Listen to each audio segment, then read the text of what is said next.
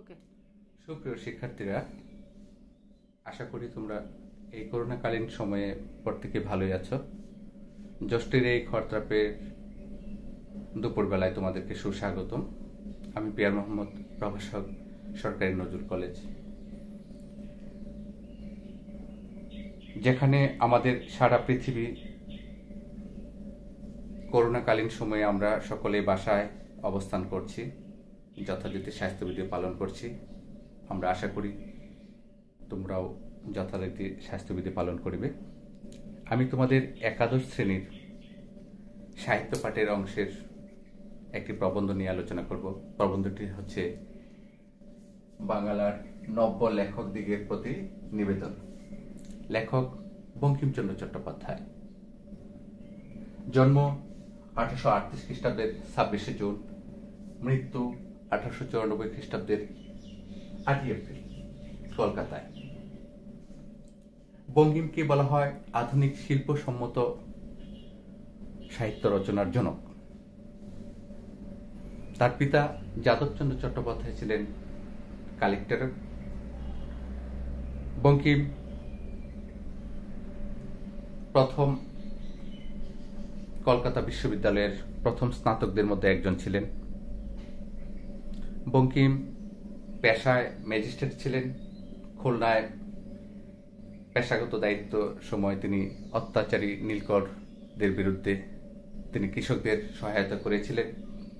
তার লেখনীতেও অনেকভাবে ধরা পড়ে তার এই বিষয়গুলি। বঙ্কিমচন্দ্র চট্টোপাধ্যায়ের তার প্রথম হাতেখড়ি 1838 খ্রিস্টাব্দের 1852 খ্রিস্টাব্দের সংবাদ প্রভাকর পত্রিকার মাধ্যমে।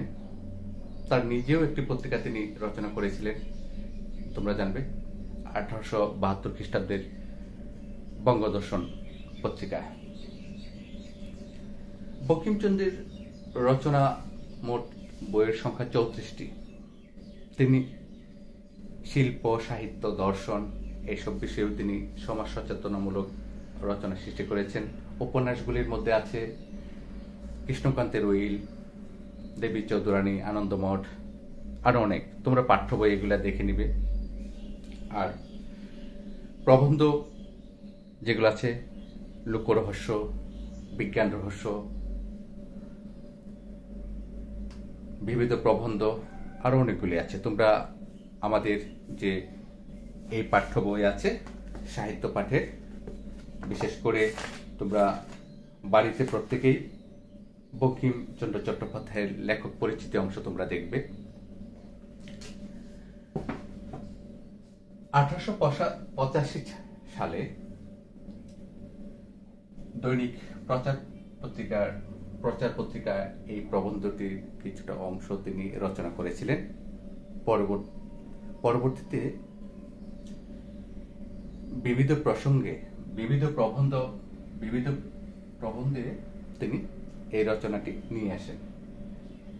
এখানে তিনি কিছু গুরুগম্ভীর কথায়, কিছু অল্প কথায় নব্য লেখক, আগামী প্রজন্মের লেখকদের প্রতি তিনি কিছু দিক নির্দেশনা দিয়েছেন।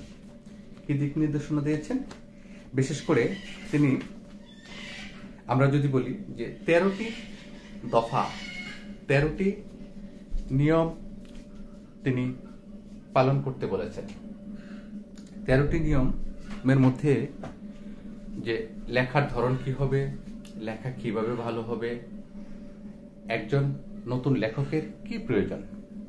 প্রথম দফাতে তিনি বলেছেন যে যশের জন্য লিখিবেন না, তাহলে যশও হবে না, লেখাও ভালো হবে না। লেখা ভালো হলে আপনি যশ চলবে। যশ যেটা হচ্ছে, আমরা যেটাকে বলি যে প্রচার, সুন্দর লেখা কিভাবে হবে। যশের জন্য যদি কেউ লিখতে যায় তাহলে লেখা ভালো হবে না। লেখা ভালো হলে যশ আপনি আসবে। তার দ্বিতীয় যে বিষয়টিতে তিনি বলেছেন, 2 নম্বরের জন্য বলেছেন টাকার জন্য লিখতে তিনি বারণ করেছেন। তিনি বলেছেন যে ইউরোপে অনেকেই এখন টাকার জন্য লেখেন, টাকাও পান, লেখাও ভালো হন, কিন্তু আমাদের সেরকম দিন এখনো আসেনি। এখন টাকার জন্য লিখিতে গেলে লোকরঞ্জন প্রবৃত্তি প্রবল হইয়া ওঠে। লোকরঞ্জন কি মানে লোকদের মনোরঞ্জন করার জন্য, প্রবৃত্তি মানে ইচ্ছা, প্রচেষ্টা প্রবল হইয়া ওঠে। তিনি বললেন যে লোকরঞ্জন করার জন্য যদি কেউ লিখে তাহলে লেখা অনিষ্টকর হইয়া ওঠে। সাধারণ পাঠকের রুচি লেখা বিবেচনা করে যদি লেখা হয় তাহলে লেখার মান সেরকম থাকে না। তিনি তিন নম্বর দফায় লিখেছেন, যদি মনে লিখিয়া দেশের, যদি মনে এমন ভাব জাগে যে লিখিয়া দেশের বা মনুষ্য জাতির মঙ্গল সাধন করিবেন অথবা সৌন্দর্য সৃষ্টি করিবেন তাহলে লিখিবেন। অন্য উদ্দেশ্যে লেখা ধারণ করলে সেটা যাত্রাওয়ালা প্রভৃতি নিচু লেখকদের প্রতি তিনি নির্দেশ করেছেন যে অন্য উদ্দেশ্যে যদি লিখতে যায়।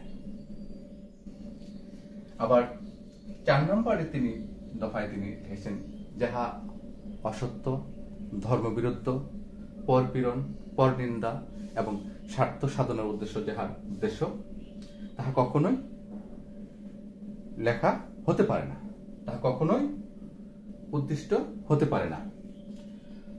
কারণ সত্য ও ধর্মই সাহিত্যের উদ্দেশ্য। সত্য ও ধর্ম যদি না থাকে সেটা মহা পাপ হবে।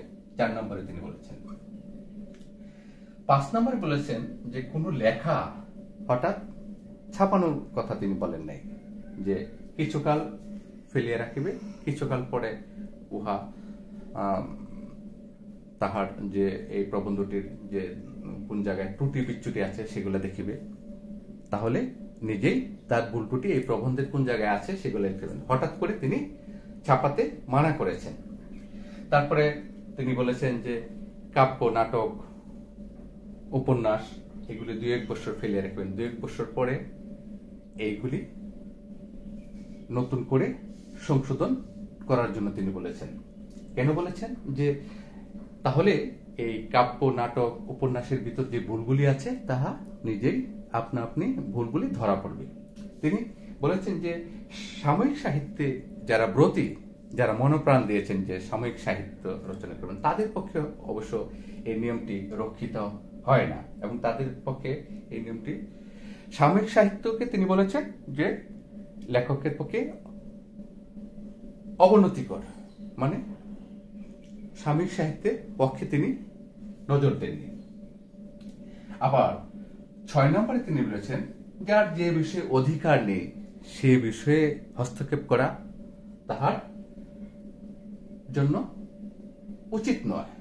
যাহার যে বিষয়ে অধিকার নয় সেই বিষয়ে তার হস্তক্ষেপ করা উচিত নয়। তিনি বলছেন সাময়িক সাহিত্যকে নিয়মটি এতে রক্ষিত হয় না। আমরা যে 13 নম্বর পর্যন্ত এই পাঠ্য বইয়ের এই প্রবন্ধটির 13টি যে ধারা তিনি বলেছেন, 13টি ধারা হচ্ছে, আমরা 1 থেকে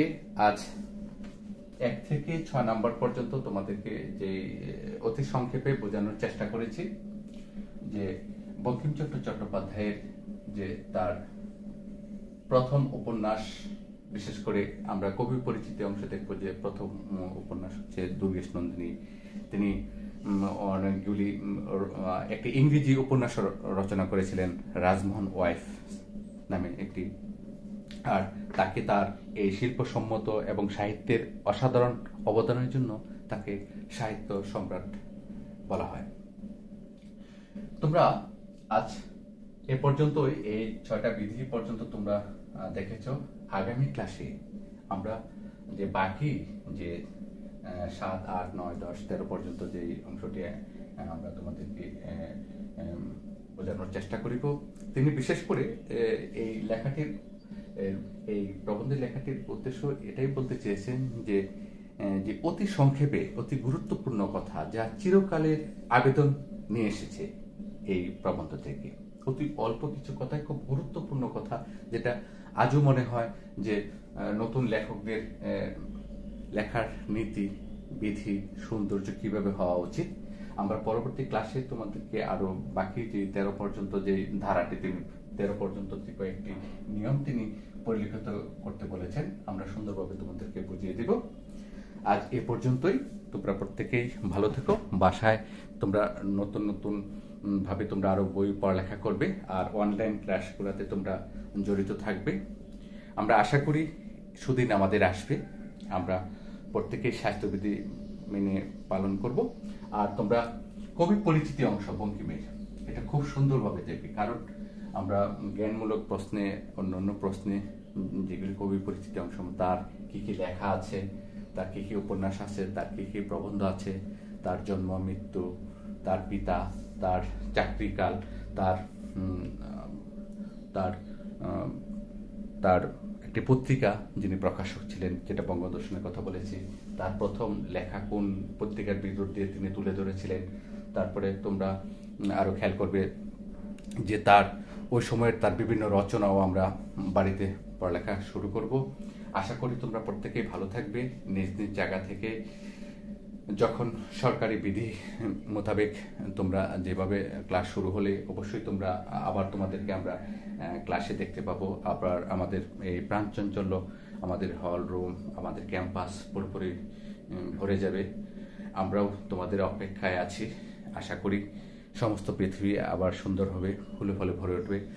আবারও তোমাদেরকে আজকের এই ক্লাসের মধ্যে যেটা বলতে চাচ্ছি যে জ্যৈষ্ঠ মাস, জ্যৈষ্ঠের এই ঘরত্রাপের, বিশেষ করে এই মধু মাস যেটাকে আমরা বলি, যে ফলের মাস, আম, কাঁঠাল, লিচু তোমরা বাড়িতে অবশ্যই উপভোগ করছো।